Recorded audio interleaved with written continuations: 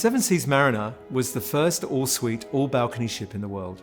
All of her 350 suites boast private balconies, and the ship has a remarkable staff-to-guest ratio to ensure every guest receives attentive, personalised service. Completed in 2018, Seven Seas Mariner underwent extensive bow-to-stern refurbishment as part of the Regent Seven Seas $125 million fleet-wide enhancement program.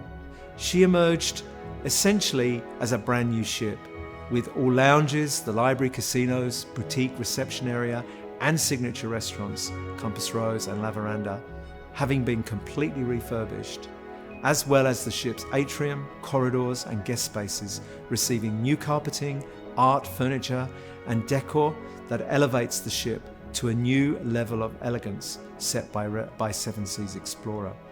Mariner sails amidst the stunning glaciers during the Alaskan summer and also undertakes Regent's world cruises.